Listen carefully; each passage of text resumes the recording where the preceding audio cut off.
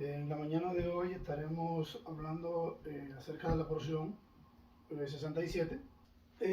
Primero que todo, ahí en la carta de los Hebreos, capítulo 9, de los versículos 1 al 7, y hay que resaltar este punto antes de comenzar a ver esos aspectos que cambiaron. Y es interesante porque nos va a dar una breve explicación referente a cómo estaba compuesto el tabernáculo terrenal, en este caso, en cuanto al lugar santo, el lugar santísimo, estos espacios que existían dentro del tabernáculo, cuál era su función, el servicio que se hacía en ellos y el acceso que tenían, digamos, las personas o qué tipo de personas tenían acceso a estos espacios. No vamos a leer estos primeros versículos del capítulo 9, nos lo vamos a saltar, pero bueno, le hago la referencia para que lo tengan en mente porque en ellos se encuentran algunos detalles que es bueno tener en mente para poder entender todo lo que vamos a estar hablando en la mañana de hoy. Entonces, el primer aspecto que fue actualizado en los sacrificios fue el lugar donde se realizaba, o sea, el tabernáculo. Y para eso vamos a estar viendo aquí en Hebreos capítulo 9, versículos del 8 al 12. Dice, manifestando con esto el Espíritu Santo que aún no se había revelado el camino al lugar santísimo, mientras estuviera en pie el primer tabernáculo, o sea, el tabernáculo físico, lo cual es símbolo para este tiempo presente, según el cual se presentan ofrendas y sacrificios que no pueden respecto a la conciencia perfeccionar al que ofrece ese servicio. Y aquí saltamos al versículo 10, a la parte B, dice, reglamentos carnales impuestos hasta el tiempo de un nuevo orden. En estos versículos podemos ver precisamente lo que estábamos hablando, o sea, este cambio que iba a tener, lo que dice el versículo 8, el primer tabernáculo, y dice que es símbolo para este tiempo presente. Y en el momento en que esta carta a los hebreos se estaba escribiendo, tenemos que recordar que todavía el templo seguía en pie y los sacrificios todavía se seguían haciendo. Porque eso pasó ya, bueno, con la destrucción del templo es que, no tenían un lugar para ofrecer sus sacrificios y fue que se dejaron de hacer esos sacrificios. Entonces dice el versículo 11, pero habiendo venido Cristo, sumo sacerdote de los bienes llegados, por medio de un mayor y más perfecto tabernáculo, no hecho por manos, es decir, no de esta creación.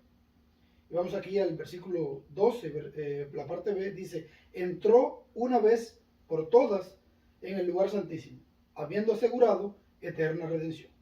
O sea, Jesús no entró en el lugar santísimo en el templo, porque para eso sabemos que a ese lugar solo tenía acceso el sumo sacerdote que estaba, la persona elegida para ser el sumo sacerdote, en ese momento era quien tenía acceso a ese lugar santísimo.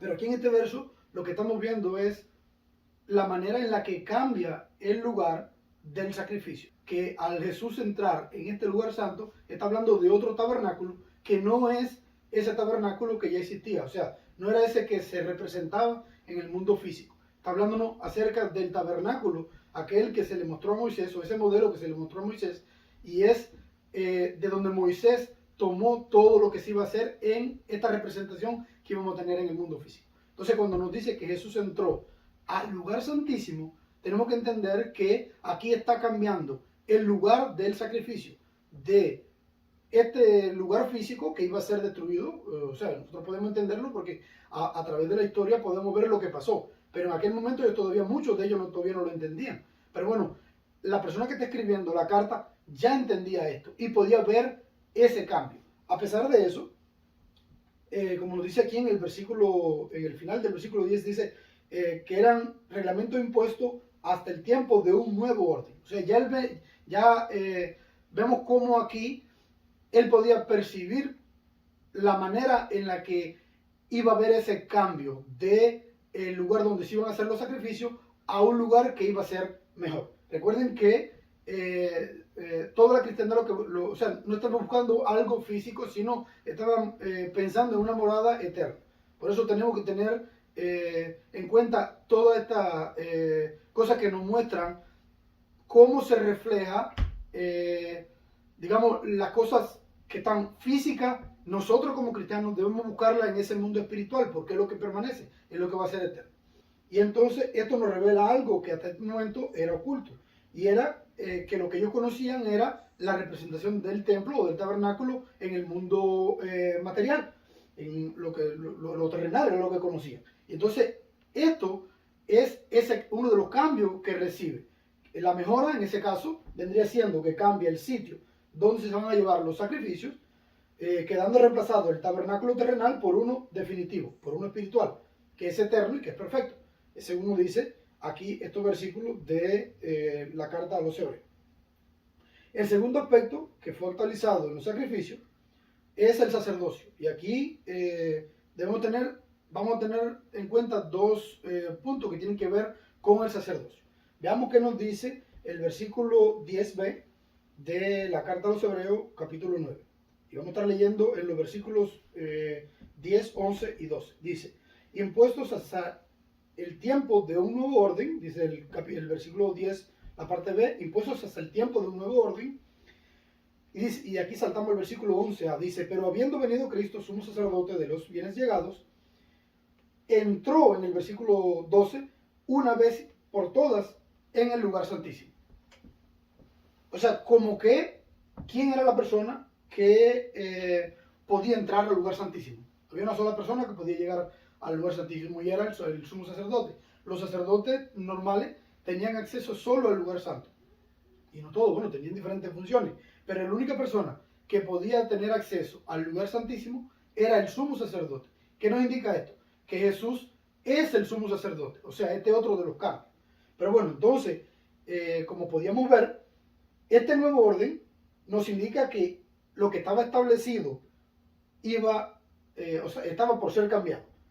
Y en el orden sacerdotal levita, podíamos ver, por eso le recordaba ese relato que nos hace breve al principio del capítulo 9, donde nos daban ciertas funciones con respecto al lugar santo y al lugar santísimo, porque aquí es donde podemos verlo. O sea, no solo cambia el sumo sacerdote, que en este caso va a ser Jesús, quien reemplaza al sumo sacerdote. ¿Y por qué? Porque el sumo sacerdote, o sea, no es un secreto para nosotros que nosotros como personas, como seres carnales, tenemos un tiempo limitado en esta tierra donde crecemos, nos formamos, envejecemos y llegamos el tiempo donde, bueno, vamos a morir.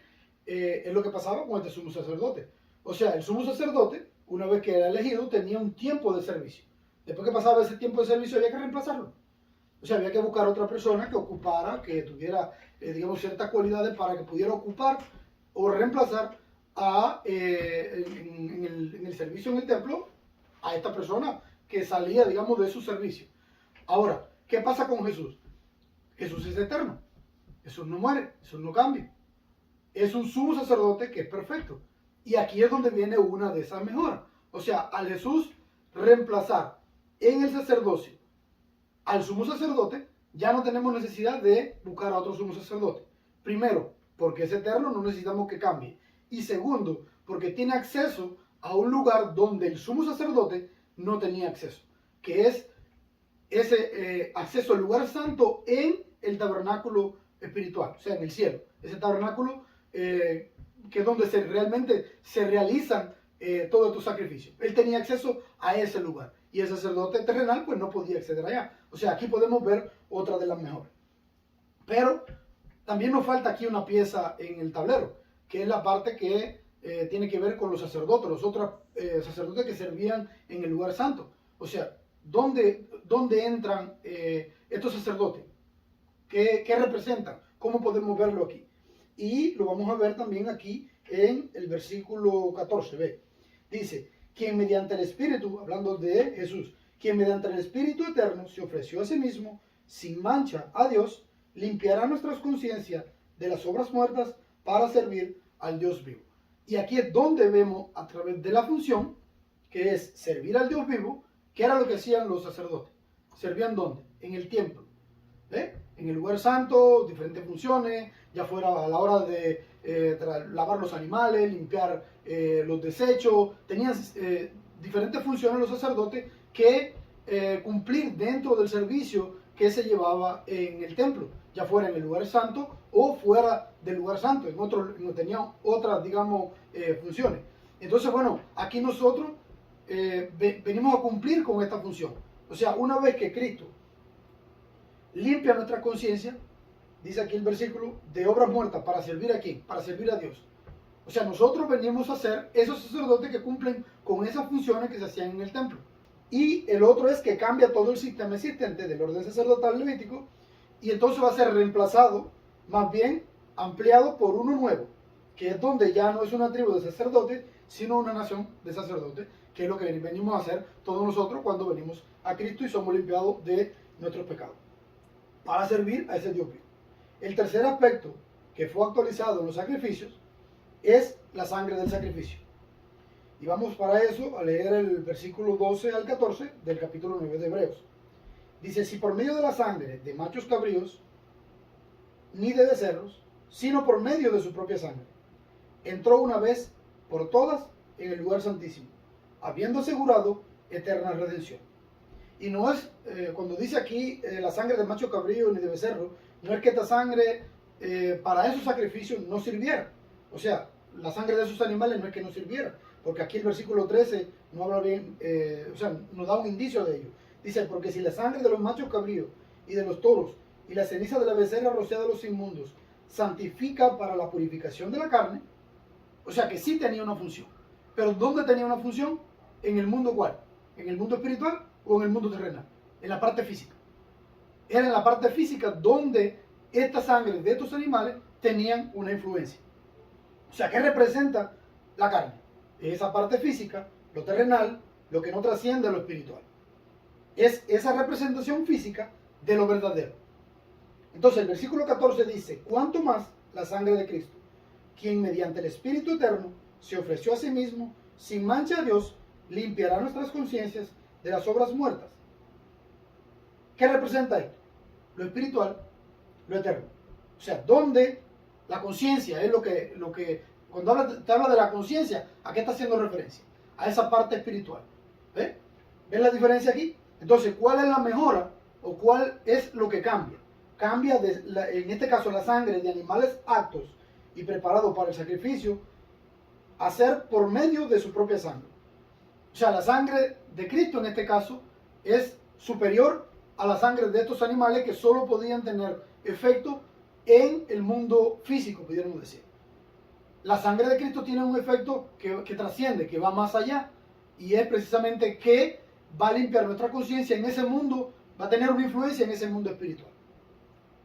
Y para poner un ejemplo de esto, que se entienda mejor, o sea, cómo una es superior a la otra, me viene a la mente, es cuando una persona o los niños, o uno incluso cuando viene del trabajo o de la escuela, llega a la casa con hambre y la familia, o sea, todavía no está la comida, digamos, no está listo para comer, y le dan, o sea, un jugo o un pedacito de algo, porque el niño viene con hambre, no, estoy fachado del hambre, necesito comer algo, y le dan algo para que calme o para que aplaque un poco ese hambre que tiene, hasta que esté lista la comida, en ese caso, para poder, digamos, satisfacer todas las necesidades que tiene. Entonces yo pregunto, aquí está la diferencia.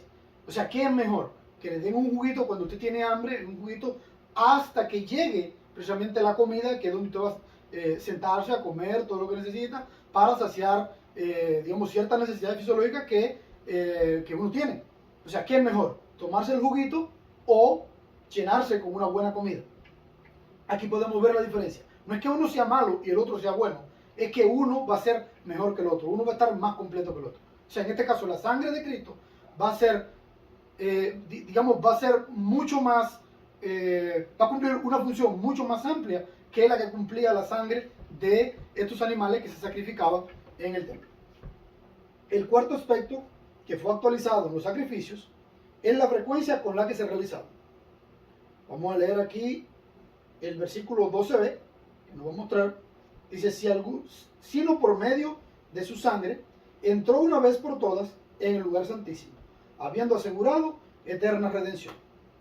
Y aquí resalta la frase, entró una vez por todas, y asegurando eterna redención.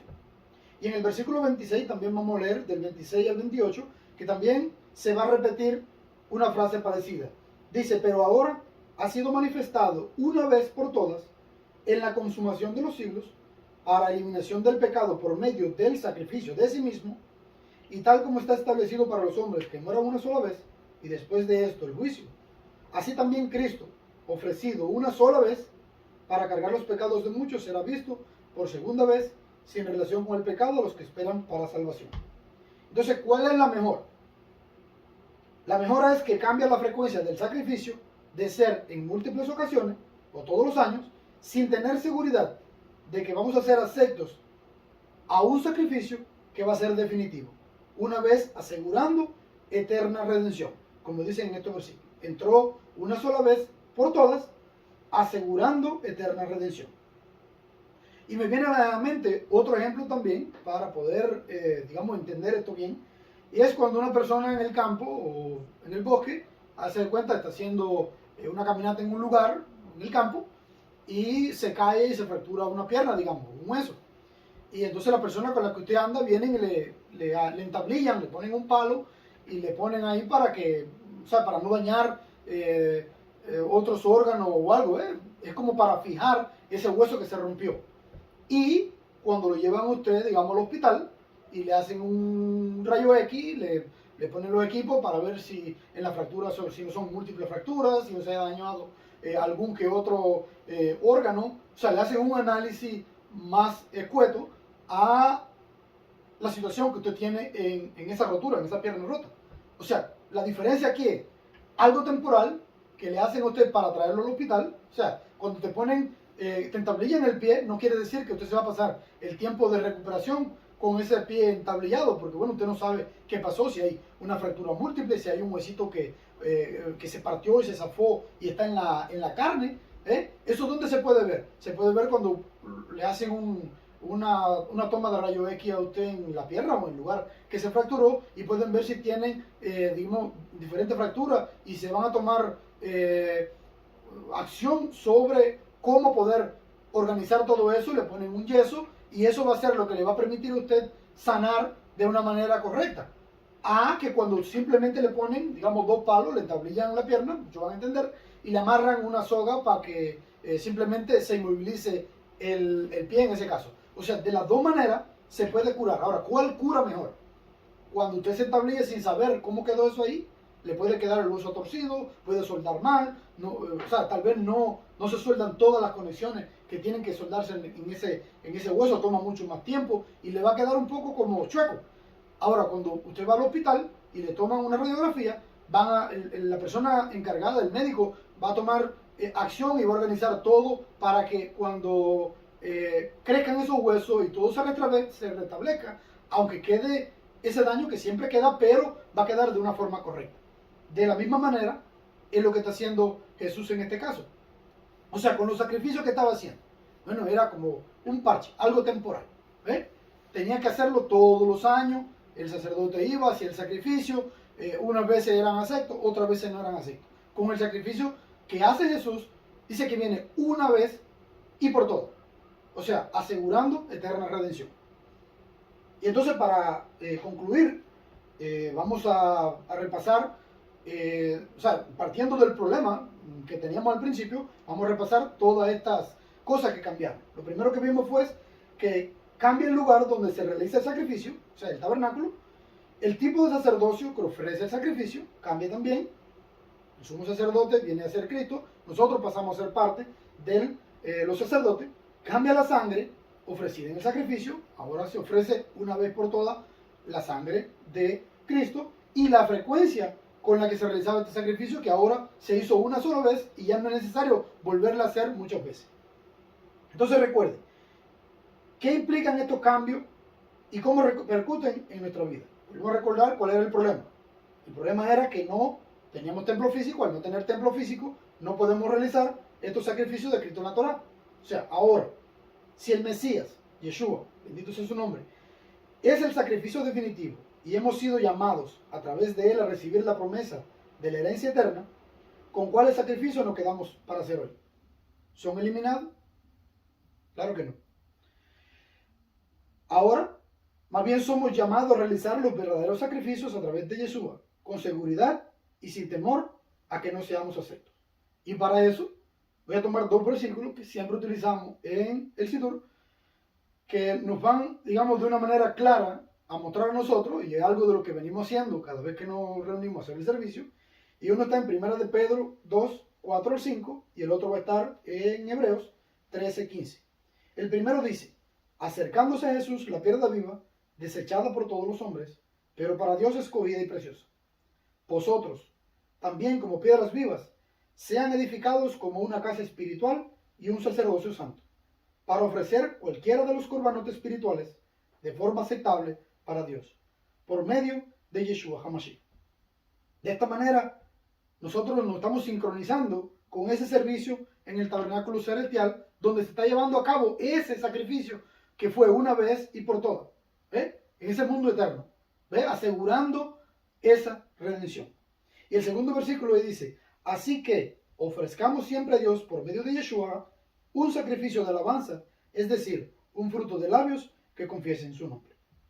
Esperemos que esta charla le haya sido de bendición y podamos aprender y entender algunas cosas más acerca de lo referente a los sacrificios. Que Dios le bendiga en esta mañana.